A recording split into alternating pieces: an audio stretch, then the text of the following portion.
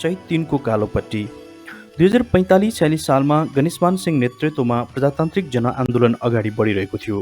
त्यसमा कहिले जुलुसमा सहभागी भएर त कहिले रङ्गमञ्च मार्फत प्रजातन्त्रको वकालत गरेर सक्रिय रहे। महिनौसम्म सडक सङ्घर्ष हुँदा पनि राजा टसको मस नभएपछि 2045 साल फागुन अन्त्यतिर आन्दोलन अलि मत्थर हुँदै थियो। प्रजातन्त्र ल्याउन सक्रिय रहेका मध्ये आनन्ददेव भट्ट, अशेष मल्ल, रामेश श्रेष्ठ, रायन श्रेष्ठ लगायत अन्य केही साहित्यकार बीच अनौपचारिक छलफल भयो, जसमा हरिवंश र म पनि संलग्न थियौँ। छलफलले चैत 3 गते मुखमा कालो पट्टी बाँधेर पञ्चायती व्यवस्थाको विरोध गर्ने निर्णय गर्यो। उक्त विरोध कार्यक्रममा वरिष्ठ साहित्यकारलाई सहभागी गराउन खबर गर्ने जिम्मा आनन्ददेव भट्ट, अशेष मल्ल, हरिवंश र मैले लियौँ। फोन गरेर खबर गर्दा पञ्चायती प्रशासनले फोन ट्याप गर्न सक्ने भए थियो। विरोध कार्यक्रममा सहभागी हुन निम्ता दिन 14-15 जना साहित्यकारको घर घरै पुग्यो। हामीलाई देख्ने बित्तिकै उनीहरू खुसी हुन्थे र चिया नखाई फर्किनै दिँदैनथे। घरमै क्यामेरा भएकाहरूले सँगै बसेर तस्बिर पनि खिच्थे। तर कालोपट्टि बाँध्न जान खबर गर्न आएका हौँ भनेपछि मुखले हुन्छ, भइहाल्छ नि, पक्कै आउँछौँ पनि भन्थे। तर हाम्रो कुरा सुनेर कोही त अनियन्त्रितसँगै डरले लामो लामो सास तान्थे।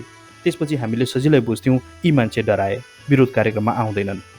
हुन पनि उक्त समयमा व्यवस्थाको विरोध गरेर मुखमा कालोपट्टि बाँध्न ठुलै आँट चाहिन्थ्यो। आँटिला व्यक्तिहरूको आँखा र बोलीबाटै भाव बुझ्न सकिन्थ्यो। निम्तो दिन साहित्यकार ध्रुवचन्द्र गौतम, कमलमणि दीक्षित र डायमन्ड शमशेर राणाको घरमा पालै पालो गयौँ। उहाँहरू तिनैजना हाम्रो प्रस्ताव सुनेर उत्साहित हुनुभयो। कमलमणि दीक्षितले त म मात्र होइन, म श्रीमतीलाई समेत लिएर आउँछु भनेर वचन दिए। घरमा एक्लै बसिरहेका डायमन्ड शमशेर, हरिवंश र मलाई देखेर अत्यन्तै खुसी भए। विरोध कार्यक्रममा सहभागी हुन अनुरोध गर्दा उत्साहित हुँदै उनले आउने वचन दिए। निम्तो दिएर फर्किनै लाग्दा डायमन्ड शमशेरले हामीलाई पख्नुस्, तपाईँहरूलाई मेरा नाति नातिनाहरूले एकदम मन पराउँछन्। तपाईँहरू यहाँ आउनुभएको थियो भन्दा बच्चाहरूले मेरो कुरा नपत्याउलान्। प्रमाणको लागि एउटा फोटो खिचौँ है भनेर हामीसँगै बसेर फोटो पनि खिचे। हामी अन्य 2-4 जना साहित्यकारको घरमा पुग्यौँ। सोही बेलुका हरिवंश र महसञ्चारको अफिसमा बसेर विरोध कार्यक्रममा को आउँछन्, को पक्का आउँदैनन् भनेर अड्कल काट्यौँ। हामीले आउने भन्दा नआउनेकै सङ्ख्या बढी हुने अन्दाज गर्यौँ।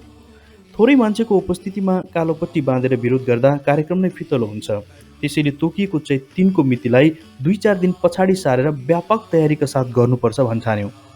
यही कुरा सुनाउन हरिवंश र म कालिका स्थानस्थित आनन्ददेव भट्टको घरमै गयौँ। हाम्रो कुरा सुनेर उनले केही बेर सोचे र सहमति जनाउँदै भने, हुन त हो, तपाईँहरूले भने चाहिँ ध्रुवचन्द्रजी एकजना आउनुहुन्छ, कमलमणिजी आउनुहुन्छ, डायमन्ड शमशेर पनि पक्कै आउनुहुन्छ, कवि बासु शशीजी, साहित्यकार प्रेम बहादुर कंसकारजी आउनुहुन्छ, फलाना चाहिँ त आउलन जस्तो लाग्दैन मलाई पनि, कार्यक्रम कमजोरै हुन्छ जस्तो छ। यति भनिसकेपछि उनले एकैछिन सोचेर फेरि टाउको हलाउँदै भने, तर होइन, चैत 3 गते गर्ने भनेर निर्णय गरिसक्यौँ। गरेपछि गरेको गरै हुन्छ, जे पर्ला। यति भनेर उनी कार्यक्रम गरी छाड्न तम्सिए। हामीभन्दा बुढो मान्छे नै यसरी तम्सिएपछि हामी मात्रै किन हच्किने भनेर हरि र म पनि कार्यक्रम गरी छाड्ने मनस्थितिमा पुग्यौँ। भोलिपल्ट फेरि हामी 4जना सत्यमोहन जोशीजीको घरमा पुग्यौँ र कालोपट्टि कार्यक्रमबारे सुनायौँ। हाम्रो कुरा सुनेपछि उहाँले खुसी हुँदै, राम्रो खबर लिएर आउनुभयो तपाईँहरू, ठिक छ, म पनि साथीहरूलाई खबर गरिदिन्छु भनेर कृष्णचन्द्र सिंह प्रधानजी लगायत 7-8 जना वरिष्ठ साहित्यकारहरूलाई फोनबाटै खबर गरिदिनु भयो। एक दिन अघि घर घरै सम्पर्क गर्न जाँदा विरोध कार्यक्रममा सहभागी हुन हच्किने खालका व्यक्तिहरू धेरै परेका थिए। तर भोलिपल्ट भेटेका सबैजसो विरोधमा सहभागी हुन उत्साहित देखिन्थे, जसले हामीलाई विरोध कार्यक्रम पक्कै सफल हुन्छ भन्ने आत्मविश्वास बढाइदियो। प्रज्ञा प्रतिष्ठानको प्राङ्गणमा बसेर साहित्यकार र कलाकारहरूले कालोपट्टि बाँधेर पञ्चायती व्यवस्थाको विरोध गर्दैछन् भन्ने कुरा भित्रभित्रै धेरैलाई जानकारी भइसकेको थियो। एकजना दरबार नजिकका व्यक्तिले हरिवंश र मलाई भेटेरै भने, उक्त कार्यक्रममा तपाईँहरू 2 जनाले भाग लिन नगइदिनुहोस्। उनले भने जस्तो गर्न सम्भवै थिएन, किनभने कार्यक्रम सफल पार्न हामी आफै बेस्कन खटिएका थियौँ। आफू समेत आयोजक रहेको कार्यक्रममा सहभागी नहुने भन्ने त सवालै आउँदैन थियो। हामीले तिनलाई प्रष्टसँग भन्यौँ, हामीलाई त्यहाँ भाग लिन रोक्ने नै हो भने एउटै मात्रै उपाय छ, हामी 2लाई समातेर जेल चलान गराइदिनुहोस्। हाम्रो कुरा सुनेर ती व्यक्ति झस्किए। एकैछिन सोचेर उनले भने, ओहो, तपाईँहरूलाई थुन्यो भने त झन् बवाल हुन्छ। यति भनेर उनी धेरै बेर घोरिए। कार्यक्रमको अघिल्लो दिन नै हामीलाई पञ्चायती प्रशासनले पक्रिएर लैजान पनि सक्थ्यो, केही कुराको ठेगान थिएन। केही गरी पक्रिएर लग्यो भने कालोपट्टि बाँध्ने कार्यक्रममा भाग लिन पाइँदैन भनेर त्यस दिन बेलुका म घरै गइन। बाग बजारमा घर भएका साथी हरि तन्डुकार कहाँ गएर बसेँ। खाना पनि त्यहीँ खाएँ। राति 12 बजे घरमा फोन गरेर यशोदासँग सोधेँ। घरमा मलाई खोज्दै पुलिस आएको छ कि छैन। उनले कोही नआएको र घरैमा आए पनि हुने बताएपछि मध्यरातमा म लुसुक्क घर गएर सुतेँ। हामी भेला भएर विरोध कार्यक्रम गर्ने भनेको प्रज्ञा प्रतिष्ठान प्राङ्गणमा बिहानैदेखि बाक्लै प्रहरी तैनाथ गरिएको खबर पायौँ। त्यसपछि हामीले तुरुन्तै प्रज्ञा प्रतिष्ठानको सट्टा त्रिचन्द्र कलेजको प्राङ्गणमा भेला हुने भनेर सबैलाई फोनबाटै खबर पुर्यायौँ। कालोपट्टि बाँधेर व्यवस्थाको विरोध गरेपछि प्रहरीहरूले ताली बजाएर बस्ने कुरै थिएन। हामी सबैले समातेर लैजान्छ भन्नेमा हामी विश्वस्त थियौँ। चैतको पहिलो हप्ता भएकोले काठमाडौँमा दिउँसो अलिकति गर्मी नै भए पनि बिहान बेलुका चाहिँ चिसो नै थियो। पुलिसले पक्रिएर मात्रै लगे त ठिकै छ, कसै गरी चिसो मौसममा रातभर चिसो पानीमा चोपलेर राखिदियो भने त एकदमै गाह्रो हुने निश्चित थियो। तैपनि लौ जे पर्छ त्यही भोगौँला भनेर म बाक्लो लुगामाथि कालो छालाको ज्याकेट लगाएर घरबाट निस्केँ। प्रज्ञा भवनको वरिपरि बाक्लै प्रहरी तैनाथ गरिएको रहेछ। हरिवंश र म सरासर त्रिचन्द्र कलेज पुग्यौँ। एकैछिनमा थुप्रै साहित्यकार र कलाकार पनि आइपुगे। घर घर गएर खबर गर्न जाँदा नआउलन जस्ता लागेका व्यक्ति पनि सबैजसो आएको देख्यौँ। उपस्थिति दह्रो थियो अनि सबैको अनुहारमा चमक। सबै उत्साहित थिए। उपस्थित सबैले मुखमा कालो पट्टी बाँध्न सुरु गर्यौँ। त्यति नै बेला नटराज ट्राभलका हितैषी साथी विष्णु प्रसाईले नजिकै आएर सानो स्वरमा एउटा खबर सुनाए। मदन कृष्ण र हरिवंशलाई पक्रिएर पुलिस क्लबमा ल्याऊ भनेर प्रहरीहरू वाकिटकीमा कुरा गरिरहेको उनले फ्रिक्वेन्सी जुधेर आएको कुरा रेडियो मार्फत सुनेका रहेछन्। उनले भने, अब के गर्नुहुन्छ? यो खबर सुनेर हामीले बुझ्यौँ हामी दुईलाई विशेष निगरानीमा राखिएको रहेछ। यो खबरलाई हामीले सहज रूपमा लियौँ। उनलाई भन्यौँ, ठिकै छ, पक्रिनको लागि तयार भएर आएका हौँ, केही छैन। झन्डै 100-150 जनाको सङ्ख्यामा रहेका साहित्यकार, पत्रकार, कलाकारसँगै म पनि कालो पट्टी बाँधेर चौरमा थपक्क बसेँ। एकैछिनमा बन्दुक र लाठी बोकेका प्रहरीले हामीलाई घेरा हाले।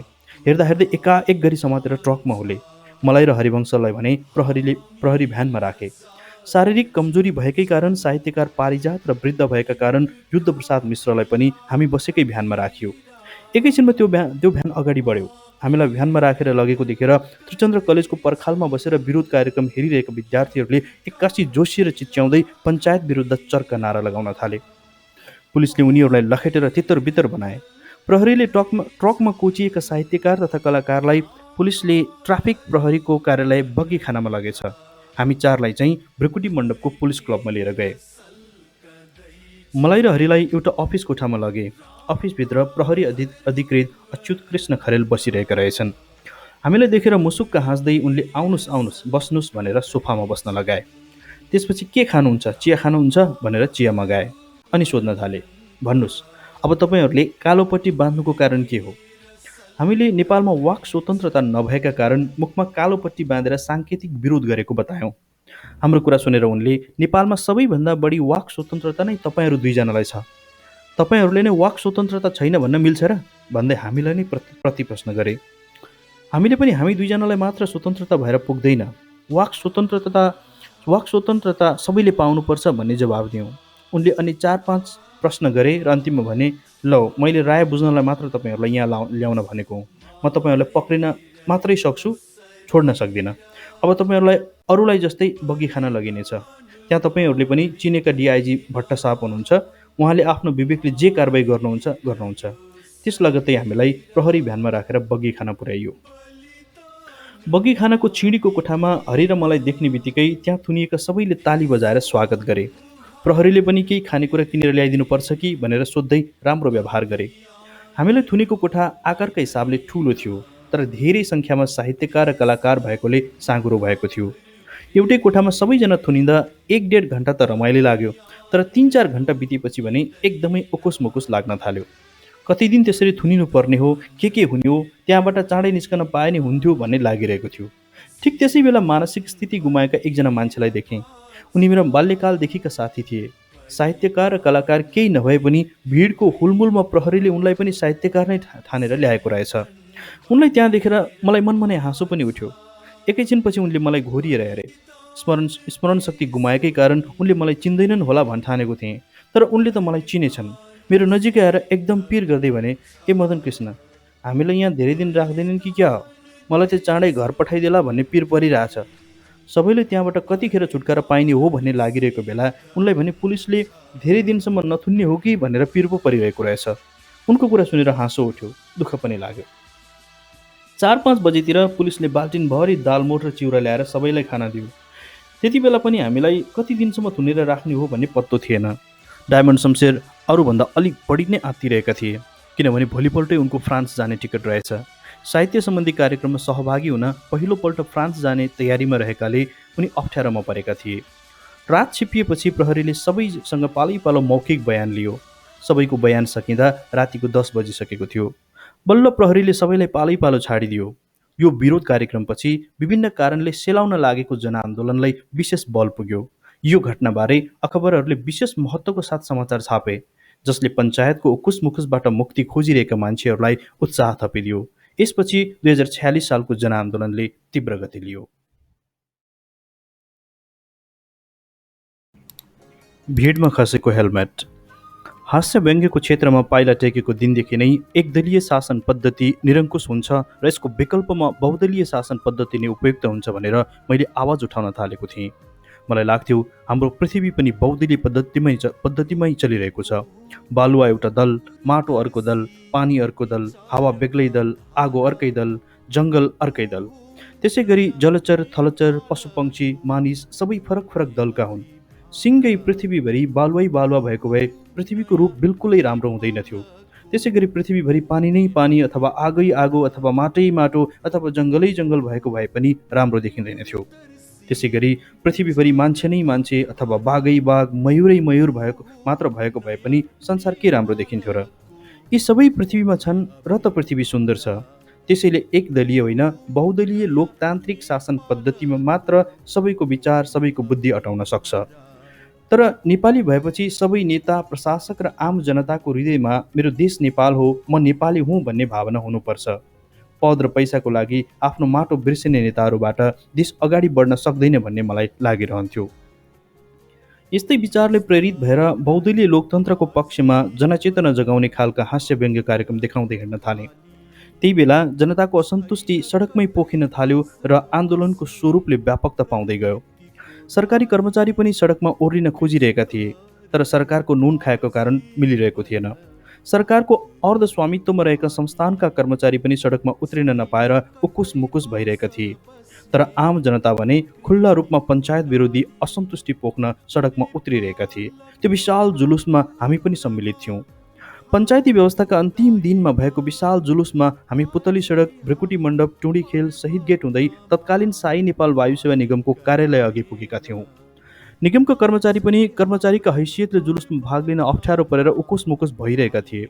हरि र म जुलुसबाट फुत्त निस्केर निगमको प्राङ्गणतिर गएर जोसिँदै चर्को स्वरमा निरङ्कुश व्यवस्था भनेर नारा लगाउँदा त्यहाँका कर्मचारीले जोसिलो स्वरमा मुर्दाबाद भनेर एकै स्वरमा कराए। हेर्दा हेर्दै एकैछिनमा सबै कर्मचारी स्वतस्फूर्त जुलुसमा सामेल हुन आए।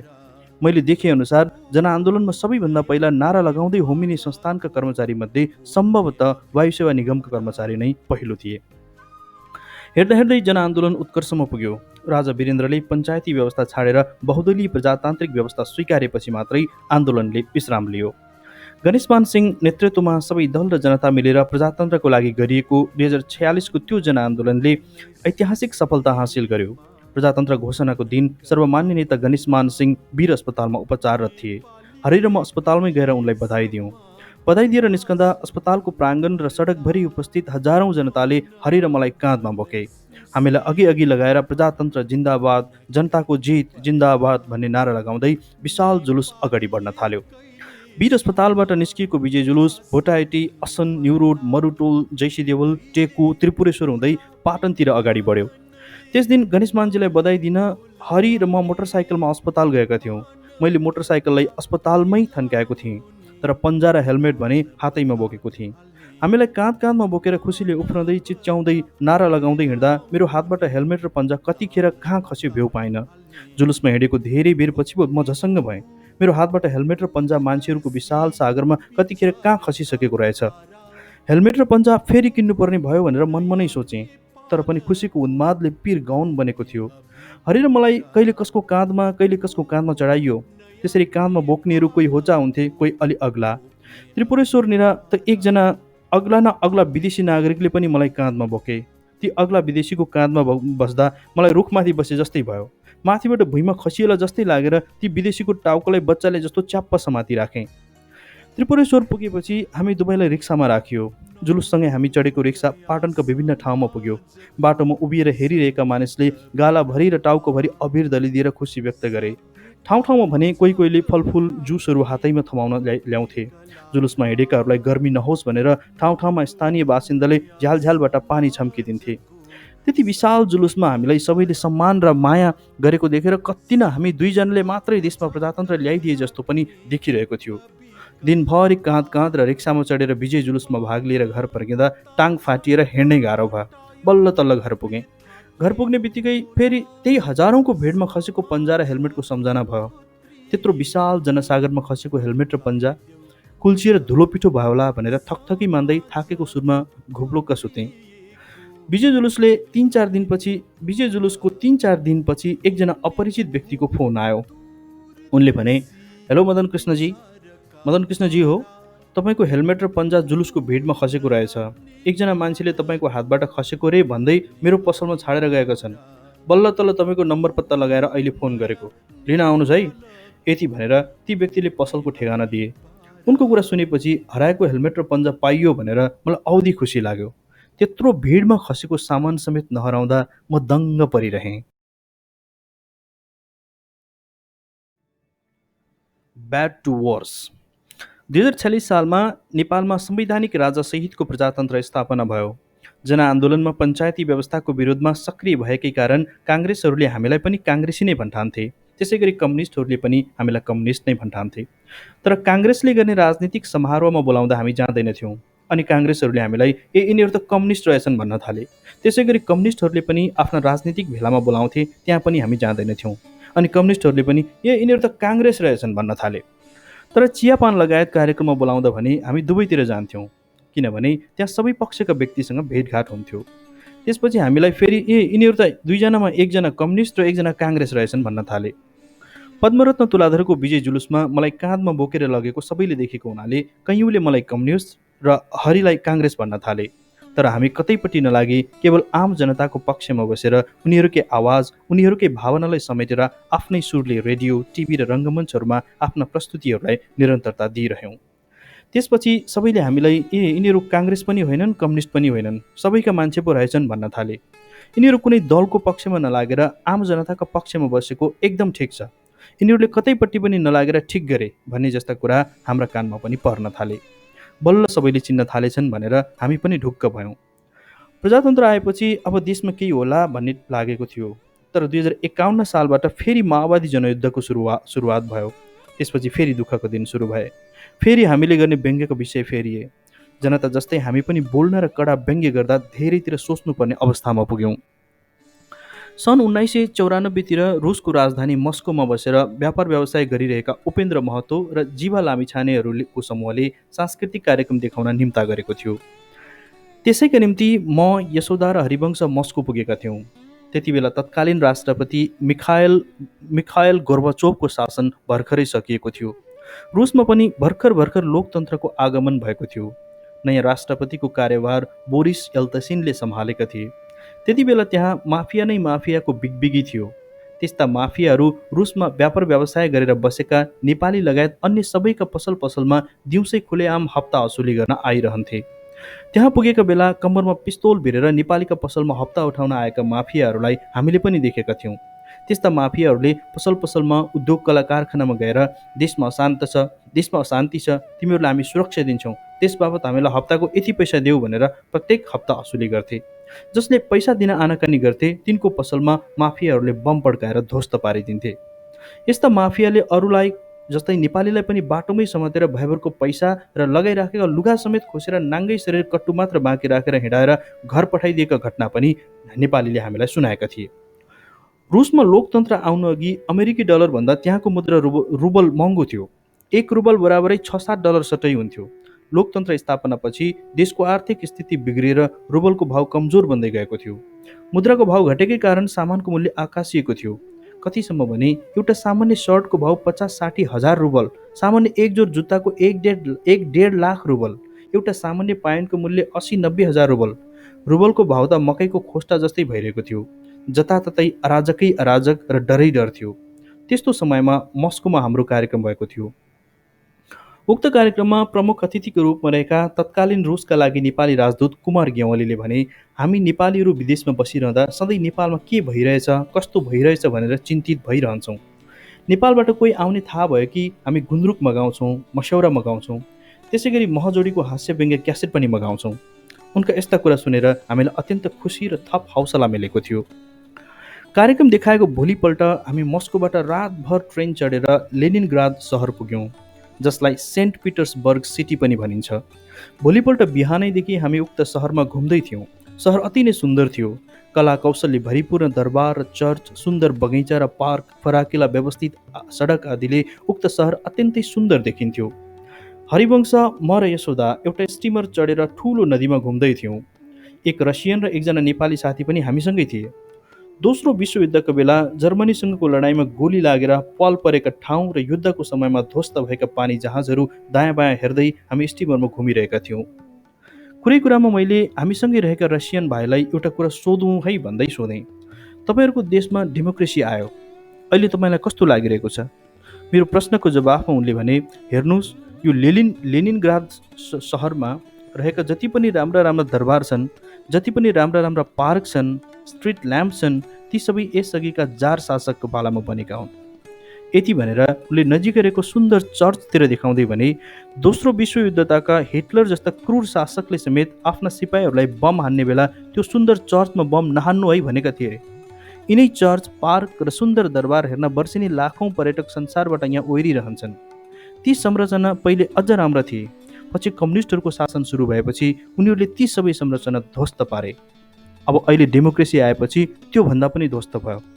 राम्रोसँग अझै राम्रो हुनु त कहाँ हो कहाँ, नराम्रोमाथि झन् नराम्रो भइरहेछ।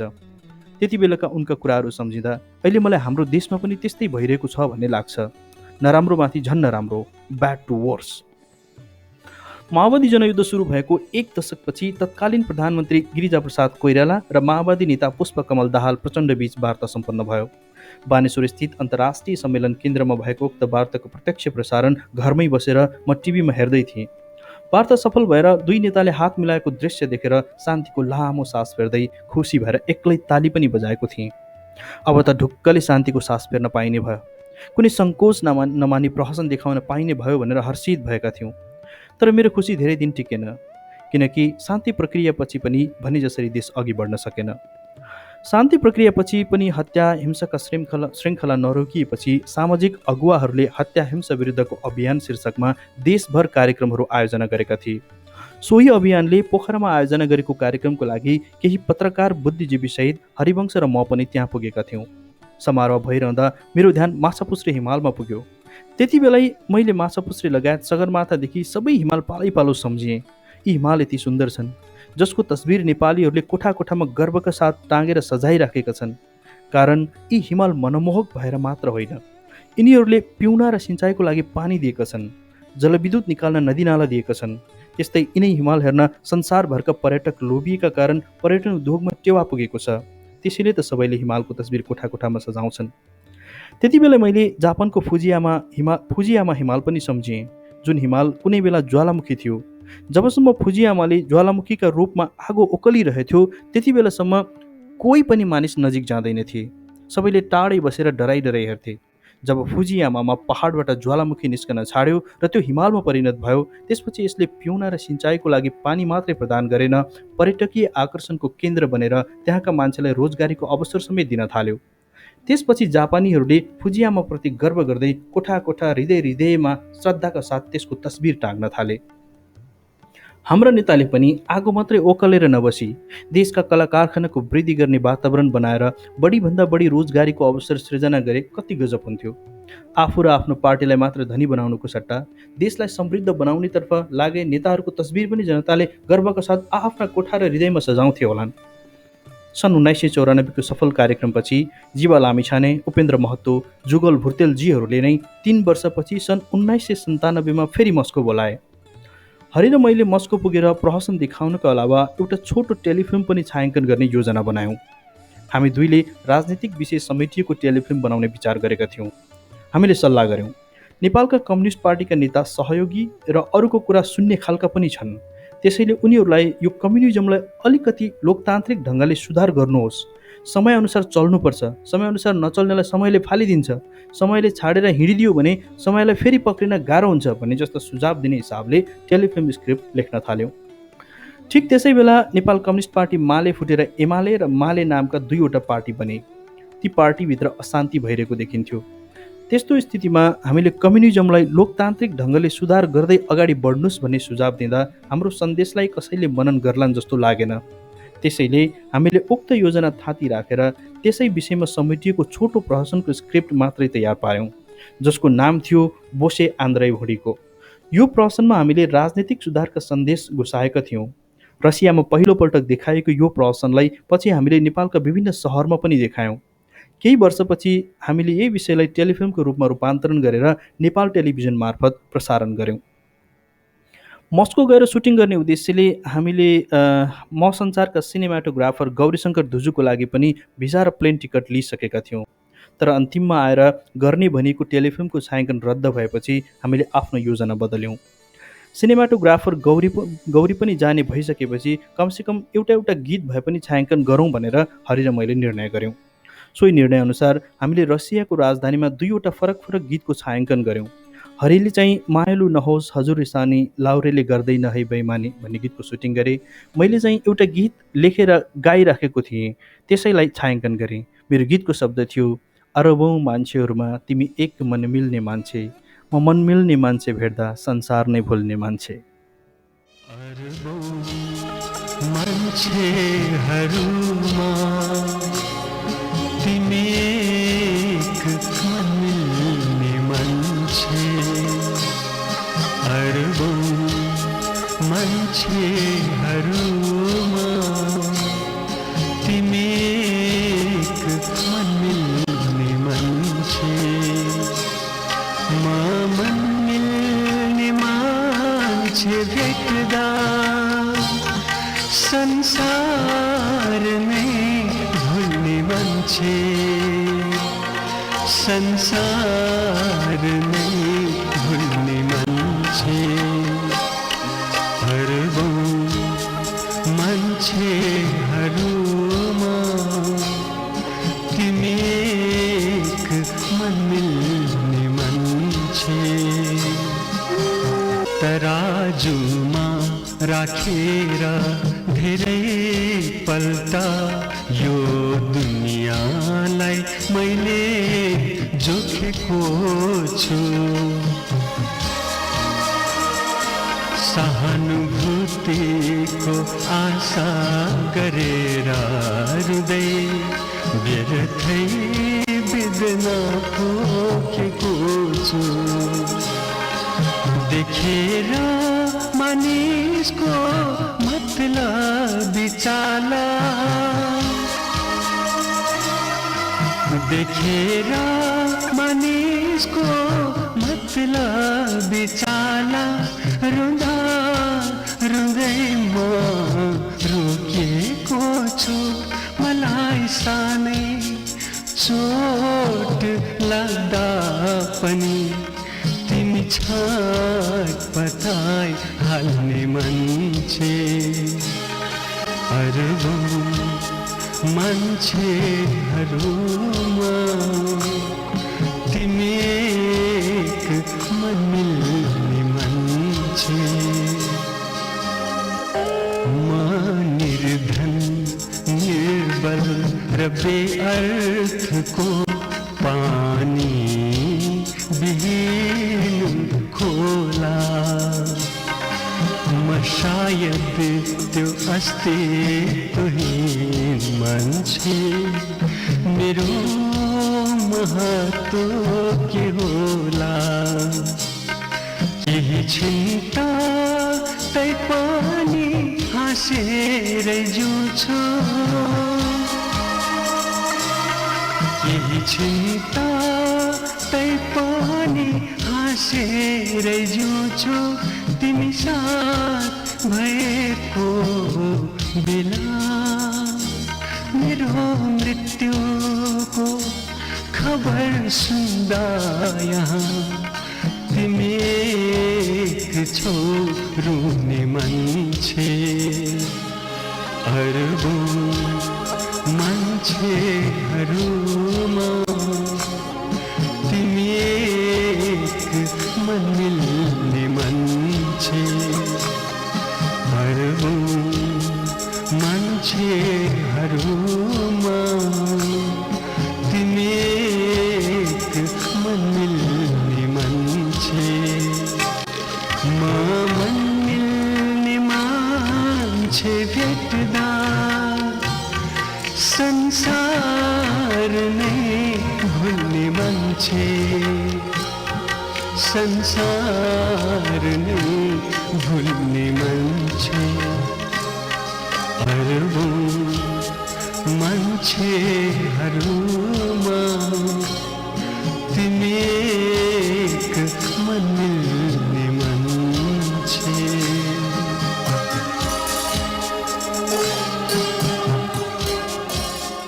यस गीतको छायाङ्कन गर्दा मैले हरिवंशलाई पनि संसारको अरबौँ मान्छेहरूमा मन मिल्ने मान्छेको रूपमा समावेश गरेको छु। छायाङ्कनका क्रममा गौरीले भावुक हुँदै भने, मदन दाई, तपाईँले यो अरबौँ मान्छेहरूमा तिमी एक मन मिल्ने मान्छे भनेको सुन्दा मलाई नै भन्नुभएको हो कि जस्तो लाग्छ। उनको कुरा सुनेर मैले भने, हो गौरी, तिमीलाई भनेको हुँ। जसले यो मन मिल्ने मान्छे भनेर मलाई नै भनेको भनेर सोध्छन्, उनीहरू सबैलाई मैले मन मिल्ने मान्छे भनेको हुँ। छायाङ्कन सकिएको केही दिनपछि हामी कम्युनिस्ट नेता लेनिनको शव हेर्न पुगेका थियौँ। रसियाबाट फर्किए लगत्तै अर्को हप्ता उत्तर कोरिया जाने क्रममा हामी चीनको बेजिङ सहर पुगेका थियौँ। सोही क्रममा हामीले चीनका कम्युनिस्ट नेता माओ सेतुङको शव हेर्न पुगेका थियौँ। ठ्याक्कै त्यसको एक हप्तापछि हामी उत्तर कोरियाको प्योङयाङ सहर पुगेका थियौँ। त्यहाँ पनि हामी उत्तर कोरियाली नेता किम इल सुङको शव हेर्न पुग्यौँ। त्यसरी लगातारका 3 हप्तामा 3 जना ठुला कम्युनिस्ट नेताको शव हेर्ने संयोग मिलेको देखेर हामीलाई अचम्म लाग्यो। उत्तर कोरियाको राजधानी प्योङयाङ सहरमा प्रत्येक वर्षको अप्रिल 15 का दिन किम इल सुङको जन्मोत्सव अत्यन्त भव्य रूपले मनाइँदो रहेछ। उक्त कार्यक्रममा विश्वका थुप्रै देशबाट सेलिब्रिटीहरूलाई बोलाएर कार्यक्रम गर्ने चलन रहेछ। त्यस वर्ष भने विश्वका 47 देशका कलाकार निम्त्याइएका थिए। हामीलाई भने दीपक सरकारले समन्वय गरेर प्योङयाङ पुर्याएका थिए। सरकार भन्नाले गभर्मेन्ट होइन, दीपकको थर नै सरकार। हामीसँगै गएका प्रकाश श्रेष्ठले गीत गाएका थिए भने वीरगञ्ज घर भएकी सृजना श्रेष्ठले नेपाली मौलिकता झल्किने गरी अत्यन्तै सुन्दर नृत्य प्रस्तुत गरेकी थिइन्। त्यसै गरी हरिले भने मस्कोमा छायाङ्कन गरिएको गीत मायालु नहोस् हजुर रिसानी बोलको गीत गाएका थिए। मैले चाहिँ उक्त कार्यक्रममा खोलावारी खोलापारी पिपलो र बर हावा चल्यो पात हल्यो माया वरवर भन्ने गीत गाउन आयोजकसँग प्रस्ताव राखेको थिएँ। आफूले गाउने गीतका प्रत्येक शब्द अङ्ग्रेजीमा अनुवाद गरेर आयोजकलाई दिनुपर्ने नियम रहेछ। हामी सबैले आफ्ना गीत अनुवाद गरेर दियौँ। मैले दिएको गीतको अनुवाद हेरेर आयोजकले भने, यो गीत गाउन मिल्दैन, अर्को गीत गाउनुहोस्। मैले त्यो गीत गाउन नहुनुको कारण सोधेँ। कसैले केही जवाफ दिएनन्। पछि बुझ्दा पो बल्ल थाहा भयो, त्यो गीतको शब्दमा खोलावारी खोलापारी पिपल र बर हावा चल्यो पात हल्यो माया वरवरा भन्दा खोलावारी खोलापारीको अर्थ खोलावारी उत्तर कोरिया खोलापारी दक्षिण कोरिया भन्न खोजेको हो कि भनेर शङ्का गरेका रहेछन्। निकै बेरसम्म अल्याङ मल्याङ गरेर उनीहरूले मलाई अर्कै गीत गाउन जोड गरिरहे। मैले पनि यो सामान्य गीत हो भनेर भनेको भनै गरेँ। अर्को गीतको ट्र्याक आफूले नल्याएको कुरा गरेपछि उनीहरूले एकैछिन खासखुस कुरा गरे र बल्ल गाह्रो मान्दै सोही गाउन अनुमति दिए। पञ्चायती व्यवस्थामा भन्दा 50 गुणा बढी शङ्कालु भएर सेन्सर गर्न खोजेको देखेर हामी नबोली चुपचाप बसिरह्यौँ।